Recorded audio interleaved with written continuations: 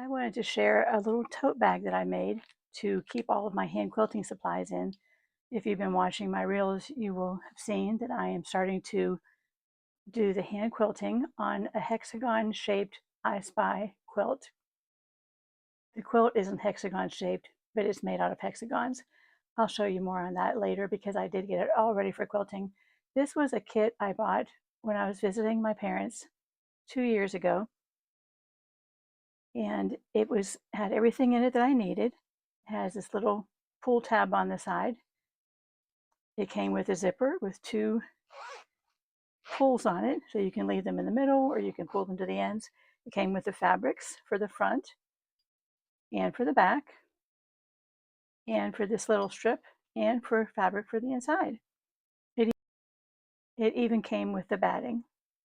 This was really fun to make. It was very quick. It's just a little boxed bag, and I wouldn't do anything differently. It was very easy because the zipper is not in the top seam, but it's here in the front, and that makes it much more easy to put together. And whoops, let's stop, hold on to that. I have a small pair of scissors. I think this is actually called a grabbit. I had one before and lost it, and my friend knew that I used it so much and she bought me another one. You put this piece inside your shirt or blouse, and this will clip onto it. And then when you're hand sewing, you can just set your needle up there. And I use some pins to hold the seam in the middle where it's not close enough to the basting. I also have extra needles. I use embroidery needles for this that are size 7. I'm doing a big stitch. And a big stitch is much better than I thought. I thought it would be way too big and look very unsightly, but I have found that using this DMC thread, and I'm using a crew number 11, this looks so thick when it's on the spool, but I actually did 2 pillows. One I used the big stitch and the other one I used regular hand quilting thread. And unless you have them side by side, you really can't tell that there's a difference. And it's much easier on my fingers. I'm older and I'm getting a little bit of pain in my fingers. Some would say it's arthritis, and I probably would not disagree with them. But anyway, I had 2 partially used pearl cottons, so I'm going to use these up on that quilt. Here's my Hera marker.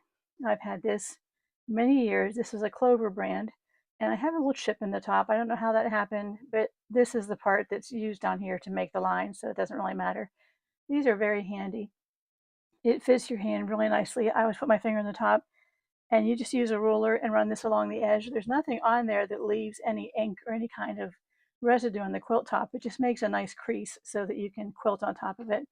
And lastly, I have a thimble. I just use the cheap ones from Walmart because I just do. I find this very comfortable. And if you're not used to wearing a thimble, it's something you might want to get used to doing because it does make the hand quilting process much easier. So this is the contents of my bag. And also I have a 6-inch ruler in there. This is actually a 6.5-inch ruler.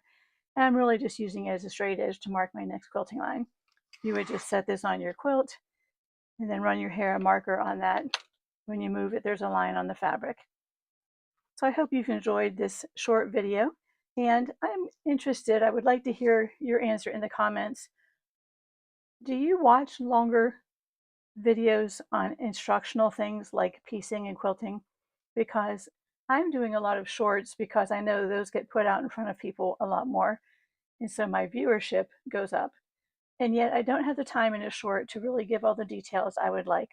I'm thinking of using shorts as sort of a commercial or a hook to engage people, to encourage them to look at my longer videos, because I have watched many videos that are up to an hour long, and I love hearing people's input on how they do things or what they're doing.